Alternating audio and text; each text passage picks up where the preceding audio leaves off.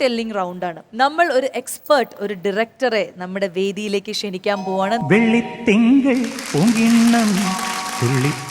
ആ ഒരു കഥ നമ്മുടെ അടുത്ത് ഒരു സിനിമ നറേറ്റ് ചെയ്യുന്ന പോലെ നിങ്ങൾ പറയണം. കാണാൻ സൂപ്പർ ആയിട്ടുണ്ട് സ്റ്റോറി.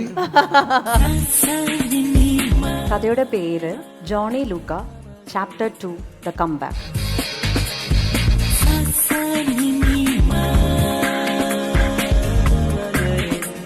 നമുക്ക് അവിടെ ഒരു പാട്ട് സീന്, ഒരു ഇപ്പൊ പാട്ട് അവിടെ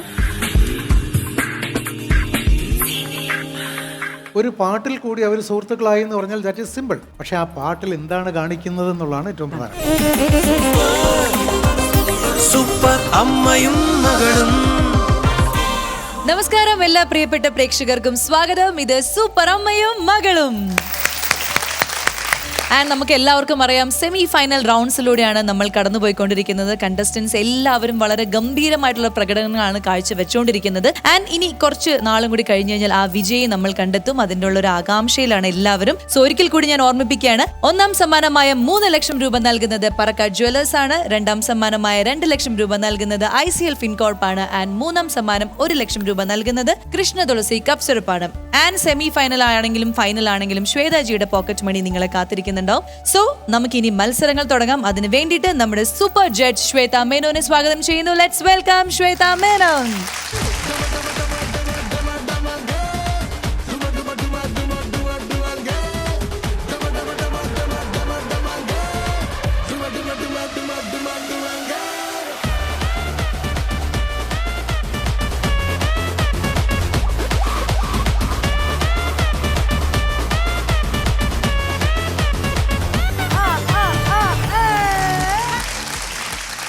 സെമി ഫൈനൽ റൗണ്ട്സിലേക്ക് നമ്മളിങ്ങനെ പോയിക്കൊണ്ടിരിക്കുകയാണ്. അപ്പോൾ നോക്കാം അല്ലേ? യെസ്. അപ്പം ശ്വേതാജിയുടെ സീറ്റിലേക്ക് പോകൂ. അപ്പോൾ ഓൾ ദി ബെസ്റ്റ്.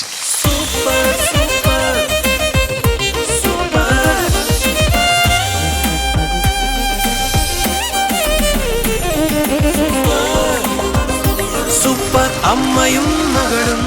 ഏതൊരു വ്യക്തിയുടെ ഉള്ളിൽ ചിലപ്പം ഒരു സിനിമ, അല്ലെങ്കിൽ ഇവിടെ ഇരിക്കുന്ന നിങ്ങൾക്ക് എല്ലാവർക്കും സിനിമയോടൊരു ഇഷ്ടമുണ്ട്. സിനിമ അഭിനയിക്കാനും സിനിമ ഡയറക്റ്റ് ചെയ്യാനും സ്ക്രിപ്റ്റ് എഴുതാനും ഒക്കെ ഇഷ്ടമുള്ള കുറച്ച് അമ്മമാരാണ് നമുക്കിവിടെ കിട്ടിയിരിക്കുന്നത്. അപ്പം നിങ്ങളുടെ ആ ഇഷ്ടം കണ്ടുകൊണ്ടാണ് നമ്മൾ ഈ റൗണ്ട് വെച്ചിരിക്കുന്നത്. ഇത് സ്റ്റോറി ടെല്ലിംഗ് റൗണ്ടാണ്. നിങ്ങളുടെ കഴിവ് അല്ലെങ്കിൽ നിങ്ങളുടെ ഭാവന എന്താണോ ആ ഒരു കഥ നമ്മുടെ അടുത്ത് ഒരു സിനിമ നറേറ്റ് ചെയ്യുന്ന പോലെ നിങ്ങൾ പറയണം. പക്ഷേ അത് നമ്മുടെ മുന്നിലല്ല പറയേണ്ടത്, ഒരു ഡയറക്ടറിന്റെ മുന്നിലാണ് നിങ്ങൾ അവതരിപ്പിക്കേണ്ടത്. മേ ബി നിങ്ങളുടെ കഥ ഇഷ്ടമായിട്ട് അദ്ദേഹം ആ കഥ എടുത്തിട്ട് സിനിമ വേണമെങ്കിൽ സംവിധാനം ചെയ്യും. അതൊക്കെ നിങ്ങളുടെ ഭാഗ്യമാണ്. പക്ഷേ ആ വിഷ്വൽ അദ്ദേഹത്തിന്റെ മനസ്സിൽ ക്ലിയർ ആയിട്ട് കൊടുക്കാൻ പാകത്തിന് നല്ല ഒരു കഥ നിങ്ങൾ പറയണം. നമ്മൾ ഒരു എക്സ്പേർട്ട്, ഒരു ഡയറക്ടറെ നമ്മുടെ വേദിയിലേക്ക് ക്ഷണിക്കാൻ പോവാണ്. നിങ്ങൾക്ക് നിങ്ങളുടെ ജഡ്ജായിട്ട് ഇനി അദ്ദേഹം ഉണ്ടാവും കുറച്ച് ദിവസം. അദ്ദേഹത്തെ കുറിച്ച് പറയുകയാണെങ്കിൽ നമ്മുടെ മലയാളി പ്രേക്ഷകർക്ക് ഒരുപാട് നല്ല സിനിമകൾ സമ്മാനിച്ച ഒരു ഹിറ്റ് മേക്കറാണ്. എനിക്ക് തോന്നുന്നു നമ്മുടെയൊക്കെ ഡേ ടു ഡേ ലൈഫിൽ അദ്ദേഹത്തിന്റെ സിനിമയിലെ ഏതെങ്കിലുമൊക്കെ ഡയലോഗ്സ് നമ്മൾ പറഞ്ഞിട്ടുണ്ടാവും. അത്രയും മനസ്സിൽ തങ്ങി നിൽക്കുന്ന കുറേ നർമ്മ പ്രാധാന്യമുള്ള സിനിമകൾ നമുക്ക് വേണ്ടി സമ്മാനിച്ച ഒരു സംവിധായകനാണ്. നമുക്കറിയാം, ജയറാം എന്ന് നമ്മൾ ഇഷ്ടപ്പെടുന്ന ജയറാമേട്ടനെ ജനങ്ങളുടെ മനസ്സിൽ ഇത്രയും ഒരു ഇഷ്ടം ഉണ്ടാക്കി കൊടുത്തത് അദ്ദേഹത്തിന്റെ സിനിമകളിലൂടെയാണ്. അപ്പോൾ മലയാളികൾക്ക് എക്കാലത്തെയും പ്രിയങ്കരനായ ഒരു സംവിധായകൻ, ഒരു ഹിറ്റ് മേക്കർ. സോ ലെറ്റ്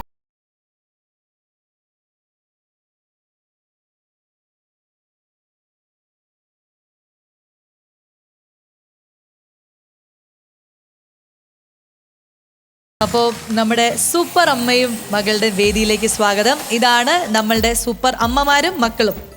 നമസ്കാരം. ആദ്യമേ തന്നെ ഞാൻ ഈ ടൈറ്റിലിനെ കുറിച്ചൊന്ന് പറയാം. Okay sir. അമ്മയും മകളും എന്ന് പറഞ്ഞ concept it's A very beautiful concept. അമ്മ എന്ന് പറയുന്നത് നമ്മുടെ പ്രപഞ്ചം. ആ പ്രപഞ്ചത്തിൽ മകളും ഉണ്ട്. കാരണം മകള് നാളത്തെ അമ്മയാണ്. അതെ. എന്ന് കരുതി പുരുഷന്മാരെ താത്തിയല്ല കാണുന്നത്. അങ്ങനെ താത്തി കാണിച്ചാൽ ഞാൻ എന്നെ താഴ്ത്തുന്ന പോലെ ആയിപ്പോകും. പക്ഷേ ഞാനൊരു മകളുടെ അച്ഛനാണ്. അപ്പൊ അതിന്റെ ഒരു പ്രത്യേകത എനിക്ക് എന്തായാലും അറിയാം. അതെ. ശ്വേതാജി, നമ്മുടെ നമ്മളുടെ 6 സൂപ്പർ അമ്മമാരവിടെ നല്ല സ്റ്റോറി ടെല്ലേഴ്സ് ആണ്. കാണാൻ സൂപ്പർ ആയിട്ടുണ്ട്, സ്റ്റോറി സൂപ്പറാണ്. ഓക്കെ.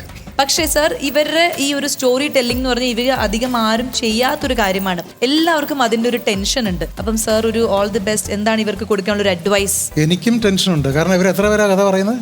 ഇവര് ഇപ്പൊ 5 പേര്. അല്ല, 5 കഥയും ഞാൻ സെലക്ട് ചെയ്യേണ്ടി വരൂ? അത് ഞങ്ങൾക്കറിയില്ല.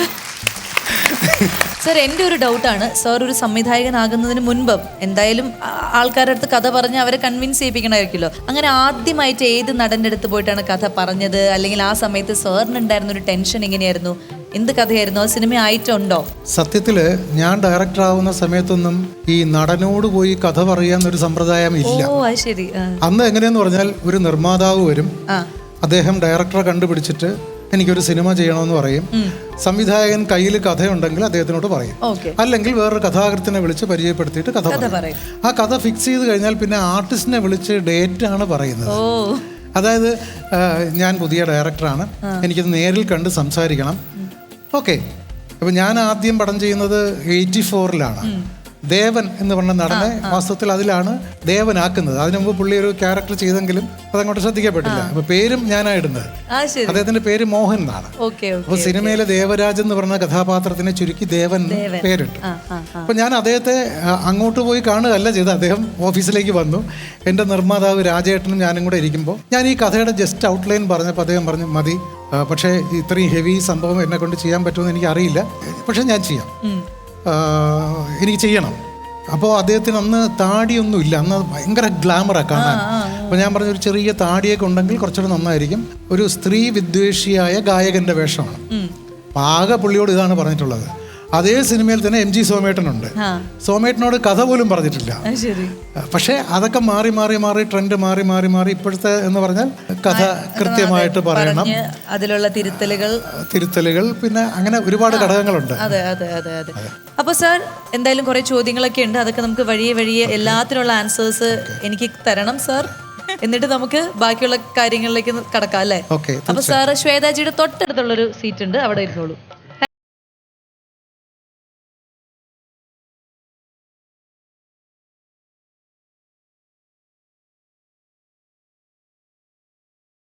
സോ കഥ പറയുമ്പോൾ എന്ന റൗണ്ടിലേക്ക് ആദ്യമായിട്ട് വരാൻ പോകുന്നു. Let's welcome Sandhya and Vaiga.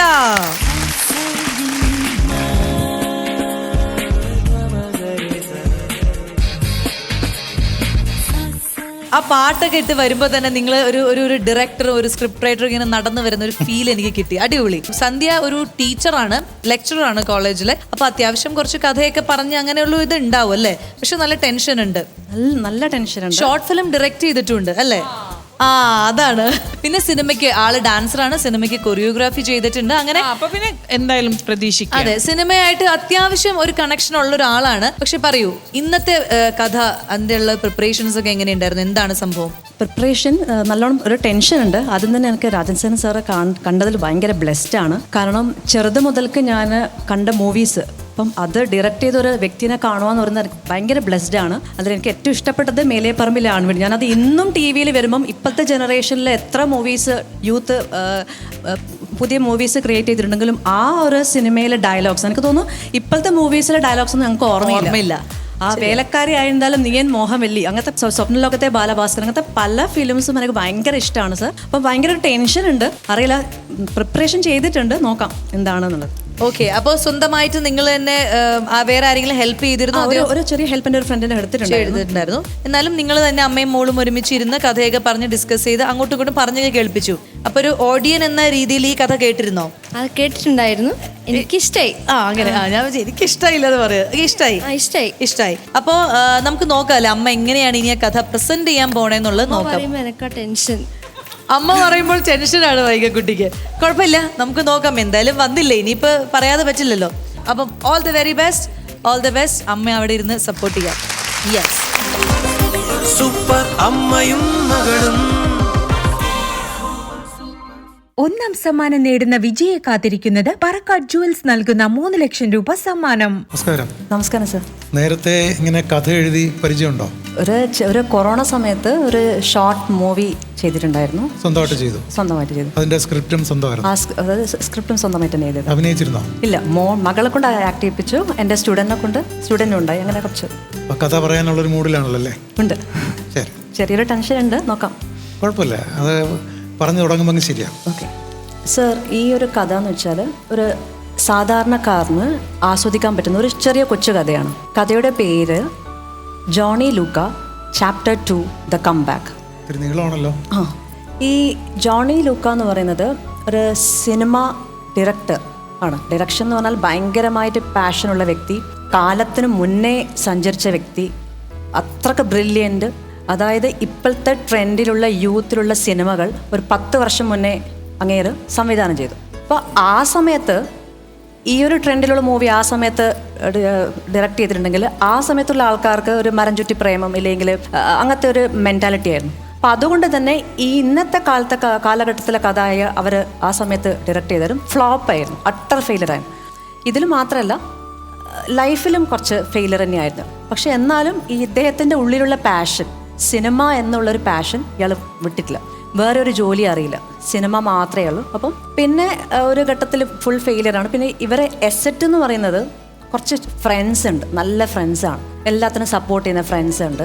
അങ്ങനെയൊക്കെയാണ് ഈ ഒരു പേഴ്സൻ്റെ. അപ്പം ലൈഫിൽ ഫെയിലർ ആകുമ്പം ഈ നാട്ടുകാരൊക്കെ ഭയങ്കര കുത്തുവാക്ക്, ഇവനൊന്നിനും കൊള്ളില്ല, ഇല്ലെങ്കിൽ ഒരു തോൽവിക്കാരൻ്റെ ഒരു പട്ടമാണ് ഇയാൾക്ക് ചാർത്തി കൊടുത്തത്. അപ്പോൾ അയാൾ അങ്ങനെ മെൻ്റലി ഡിപ്രസ്ഡ് ആണ്, ഇനി എന്ത് ചെയ്യും എന്നുള്ളത്. പക്ഷെ എന്നാലും ഈ ഒരു ഇടവേള ശേഷം ആ ഇടവേളക്ക് അവർ കുഞ്ഞു കുഞ്ഞു പണിയെടുക്കും, പിന്നെ സിനിമ കാണും, അതാണ് മെയിൻ. അപ്പോൾ അങ്ങനെ ഇരിക്കെ ഇപ്പം ഞാൻ പറഞ്ഞു ഇയാളെ എസെറ്റ് എന്ന് പറയുന്നത് ഫ്രണ്ട്സാണ്. അപ്പം ഈ ഫ്രണ്ട്സും പിന്നെ ഇയാളുമായിട്ട് ഒരു ദിവസം അവിടെയാണ് ഒരു ടേണിംഗ് പോയിന്റ് ഇയാളുടെ ലൈഫിൽ. ഒരു റോഡ് സൈഡിൽ ചായ കുടിക്കുന്നു. എനിക്കൊന്ന് സീനെ കാണിക്കാൻ പറ്റും.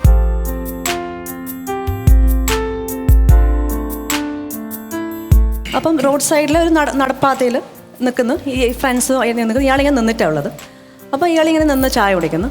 അപ്പം ബാക്കിൽ നിന്ന് ഒരു കുട്ടി ഇങ്ങനെ തിരക്ക് പിടിച്ചിട്ട് എന്തോ സാധനം ഇങ്ങനെ വെച്ചിട്ട് വരുന്നതാണ്. അപ്പോൾ ഇയാളിങ്ങനെ പെട്ടെന്ന് ടേൺ ചെയ്യുന്നു, ഈ പെൺകുട്ടി ഇങ്ങനെ തട്ടുന്നു. അപ്പം പെൺകുട്ടി തനിക്കെന്തോടെ കണ്ണ് കണ്ടുകൂടെയും ചോദിക്കുന്നു. അപ്പം ഈ ലൂക്കോ എന്ന് പറയുന്ന വ്യക്തി എന്ന് പറഞ്ഞാൽ ഭയങ്കര പാവം മനുഷ്യനാണ്, ഇങ്ങനെ തട്ടിക്കയറുന്ന വ്യക്തിയൊന്നുമല്ല. അപ്പോൾ അയാളിങ്ങനെ ഷോക്ക്ഡായി. ഈ ഒരു പെൺകുട്ടി എന്ന് പറയുന്നത് ക്യാരക്ടർ മീരയാണ്. ഈ മീര എന്ന് പറയുന്നത് ജേർണലിസ്റ്റാണ്. അപ്പോൾ ജേർണലിസ്റ്റ് വന്നത് തന്നെ ഈ ഒരു ലൂക്കേനെ ഇൻ്റർവ്യൂ ചെയ്യണം. പക്ഷേ ഈ കുട്ടിക്ക് അറിയില്ല ഇത് ലൂക്കയാണെന്ന് അറിയില്ല. വന്ന് ഇടിച്ച് പെട്ടെന്ന് നോക്കാണ്ടുള്ള ആ ഒരു ധൃതിയിൽ വന്നിട്ട് അടിപൊളിയാക്കി. പിന്നെ പെട്ടെന്നാണ് ഈ കുട്ടി കാണുന്നത് ഇത് ഈ കുട്ടി ഇൻ്റർവ്യൂ ചെയ്യാമെന്ന വ്യക്തിയാണ്. സോറി സാർ എന്നൊക്കെ പറയും. പക്ഷേ ഇയാൾക്ക് പിന്നെ ഇയാൾക്കൊന്നും മൈൻഡ് ചെയ്യാണ്ട് ഇയാൾ പോകുന്നു. അപ്പോൾ ആ സമയത്താണ് മീര പറയുന്നത് സാറിൻ്റെ ഒരു ഇൻ്റർവ്യൂ ആണ്.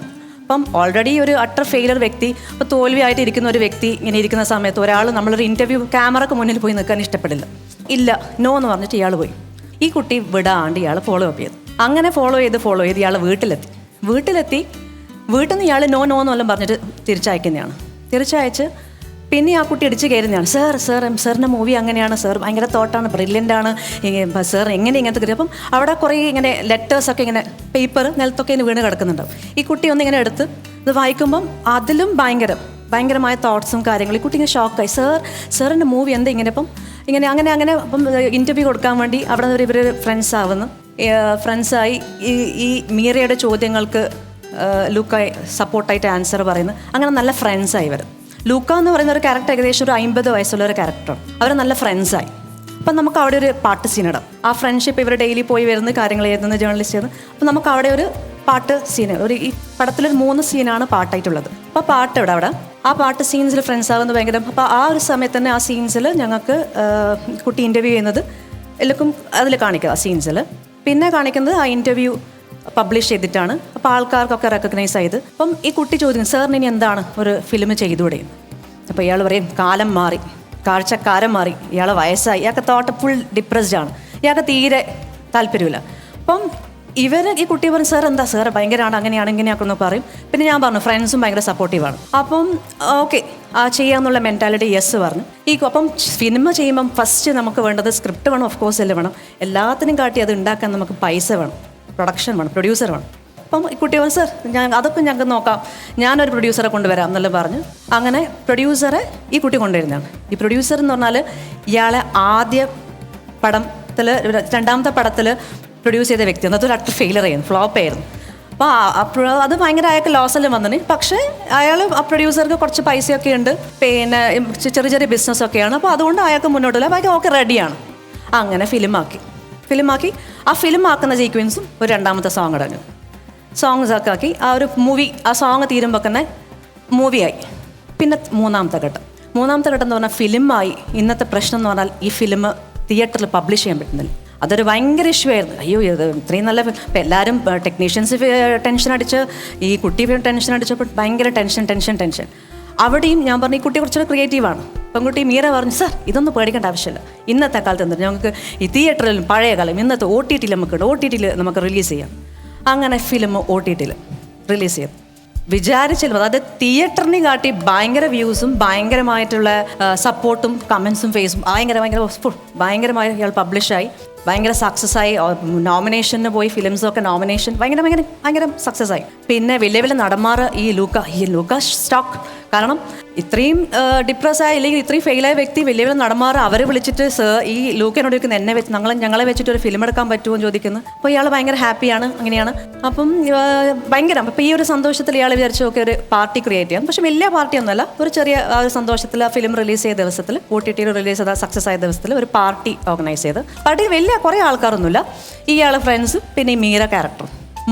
മീര എന്നോട് ചോദിക്കുന്നത്, മോക്ക് എന്താ മോളാണ് ഇത്ര സപ്പോർട്ടീവായിട്ട് ചെയ്തത്, ഇങ്ങനെ ചെയ്ത് മോക്ക് എന്താ വേണ്ടതെന്ന് ചോദിക്കും. അപ്പം മീര പറയും, സാർ എനിക്ക് ഒരു കളിപ്പാട്ടം മതി എന്ന് പറയും. കളിപ്പാട്ടം. അപ്പം ലൂക്ക വരയ്ക്കുന്നത് ബാക്കിയൊക്കെ ആയി, ഇതിന്ന് കളിപ്പാട്ടം എന്താണ്? അപ്പോൾ കുട്ടി ഇങ്ങനെ അച്ഛാന്ന് വിളിക്കും. ഷോക്ക്ഡ് എന്ന സെൻസ് ഇയാളെ മകളായിരുന്നു. ഞാൻ പറഞ്ഞു ഒരു ഘട്ടത്തിൽ ഇയാൾക്ക് ഫാമിലി വരെ ത്യജിക്കേണ്ടി വന്നില്ല, ലൈഫ് ഫാമിലി ഫെയിലിയർ. അപ്പോൾ ഇയാൾ ആ ഫാമിലി പോയിട്ടും ഇയാൾ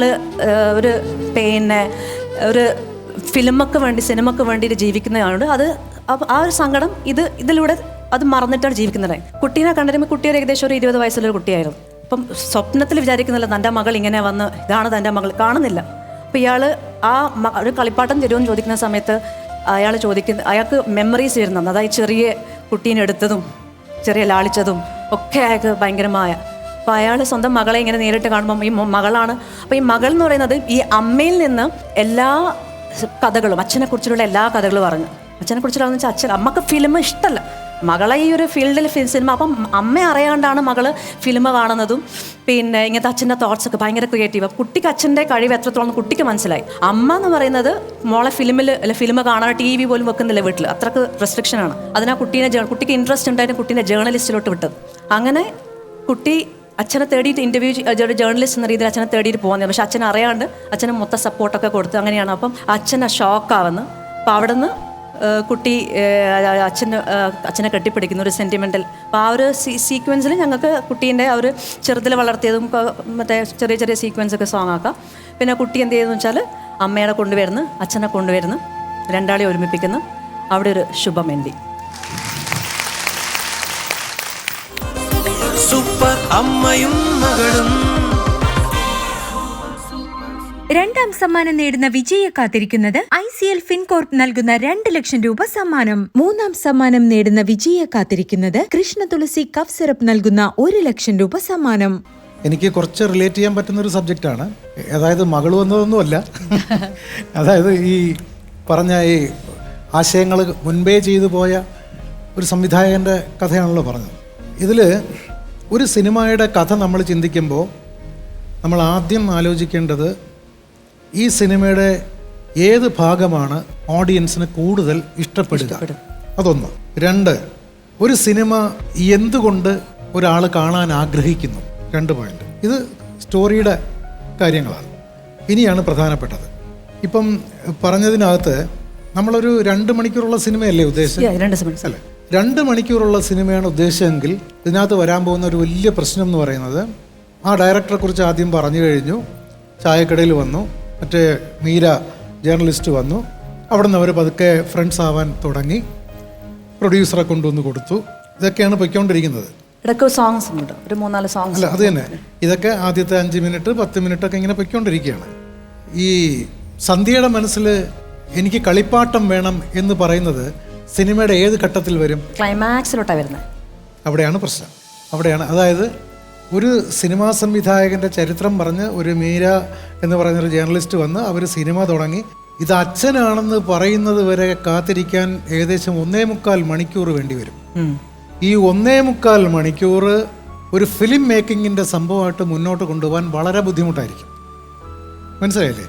അപ്പോൾ അത്തരം സംഭവങ്ങളെല്ലാം നമ്മൾ എഴുതി പൊലിപ്പിച്ച് കൊണ്ടുവരണം. ഏതൊക്കെയാണ് എഴുതേണ്ടതെന്ന് പറഞ്ഞുതരാം. ഇപ്പം ഒരു പാട്ടിൽ കൂടി അവർ സുഹൃത്തുക്കളായി എന്ന് പറഞ്ഞാൽ ദാറ്റ് ഈസ് സിമ്പിൾ. പക്ഷെ ആ പാട്ടിൽ എന്താണ് കാണിക്കുന്നത് എന്നുള്ളതാണ് ഏറ്റവും പ്രധാനപ്പെട്ടത്. മോണ്ടാഷ് എന്ന് പറയും. പാട്ടിൽ കൂടി വിഷ്വൽസ് അവതരിപ്പിക്കുന്നതിനാണ് മോണ്ടാഷ് എന്ന് പറയുന്നത്. ഇപ്പോൾ എൻ്റെ സിനിമകളിൽ ഇത് സ്ഥിരമാണ്. ഇപ്പോൾ ആവണി പൊന്നൂഞ്ഞാൽ അതൊക്കെ മോണ്ടാഷാണ്. മഴവിൽ കൊടിയിൽ എന്ന് പറയുന്ന ആ പാട്ട് മോണ്ടാഷ്. അങ്ങനെ മോണ്ടാഷിൽ കൂടിയാണ് അത് അവതരിപ്പിക്കുന്നത്. അപ്പോൾ മോണ്ടാഷിൽ കൂടി നമ്മൾ കഥ പറയുമ്പോൾ ശ്രദ്ധിക്കേണ്ട ഒരു കാര്യം എന്ന് പറഞ്ഞാൽ ഇൻട്രസ്റ്റിംഗ് ആയിരിക്കും. അപ്പം സന്ധ്യ ആദ്യം ചിന്തിക്കേണ്ടത് ഈ കഥയുടെ ഏത് ഭാഗമാണ് ജനം കൂടുതൽ ഇഷ്ടപ്പെടാൻ താല്പര്യം, കൂടുതൽ ഇഷ്ടപ്പെടാൻ പോകുന്നത്, അല്ലെങ്കിൽ ഇഷ്ടപ്പെടേണ്ടത്. ആ ഭാഗം കഥയിൽ ഡെവലപ്പ് ചെയ്യണം. പക്ഷേ ഇതിനകത്ത് സന്ധ്യ ചെയ്തതിനകത്ത് ഒരു കാര്യം നല്ലതാണ്. അതേതാണെന്ന് ഞാൻ പറയാം. ഇത്രയും ഈ കുട്ടി ഓടി നടന്നെല്ലാം ചെയ്തിട്ട് അച്ഛൻ നിനക്ക് ഞാൻ എന്താ തരേണ്ടത് മോളെ, കാരണം ഇത്രയും എന്നെ ഈ ലെവലിൽ എത്തിച്ച നിനക്ക് ഞാനൊരു വലിയ സമ്മാനം തന്നെ തരണം എന്ന് പറയുമ്പോൾ ആ കുട്ടി പറയുന്ന എനിക്കൊരു കളിപ്പാട്ടം തന്നാൽ മതി എന്ന് പറയുന്ന ആ പ്രയോഗവും എനിക്കിഷ്ടപ്പെട്ടു. അവിടെ അത് റിവീൽ ചെയ്യുന്നതും എനിക്കിഷ്ടപ്പെട്ടു. That is very beautiful situation. ഒരു സംശയം, അത് മാത്രം പോരാ എന്നുള്ളതാണ് എൻ്റെ അഭിപ്രായം. ഈ എനിക്ക് കളിപ്പാട്ടം മതി എന്ന് പറയുന്ന ആ മുഹൂർത്തത്തിൽ എത്തിക്കാൻ അതിനേക്കാൾ മനോഹരങ്ങളായ സിറ്റുവേഷൻസ് ഉണ്ടാക്കണം. ഇത്രയും എനിക്ക് പറയാം. ശ്വേതാജി, സോ പ്രൗഡ് ഓഫ് യു. ഏറ്റവും ഇഷ്ടപ്പെട്ടത് ഞാൻ ഒന്ന് നിന്നിട്ടൊന്ന് പറയട്ടെ, ആക്ട് ചെയ്യട്ടെ. അത് ഒരു കോൺഫിഡൻ്റ് ഉള്ള ഒരു സ്റ്റോറി റൈറ്ററിന് മാത്രമേ പറയാനുള്ള ഒരു കോൺഫിഡൻസ് ഉണ്ടാവുള്ളൂ. അതും സ്പെഷ്യലി രാജ്സേനൻ സാറ് പോലെ ഒരാൾക്ക് നിങ്ങൾ ആദ്യമായിട്ട് കാണുന്നു, ആൾ പോയിട്ട് സ്റ്റോറി പറയാൻ ഉദ്ദേശിക്കുമ്പോൾ സർ ഇത് ഞാൻ ഒന്ന് കാണിച്ചു തരട്ടെ പറയാറുണ്ട് കുറേ ആൾക്കാർ. പക്ഷെ എല്ലാവരുടെയും മുമ്പിലൊന്നും പറയാനുള്ള ധൈര്യമില്ല. മനസ്സിലായോ? That was A fantastic thing. All the best. Thank you. Super. അപ്പോൾ എന്തായാലും സർ, നമുക്ക് ഹിഡൻ മാർക്കാണ് വേണ്ടത്. ഈ ഒരു സെഗ്മെന്റിലുള്ള എന്താണ് മാർക്ക് എന്നുള്ളത് ഫൈനലിലേക്ക് നമ്മൾ പറഞ്ഞാൽ മതി. ഇപ്പോൾ സർ ഒരു ഹിഡൻ മാർക്ക് മനസ്സിൽ കണ്ടിട്ടുണ്ടാവും, അത് കുറിച്ചിട്ടുണ്ടാവും എന്ന് പ്രതീക്ഷിക്കുന്നു.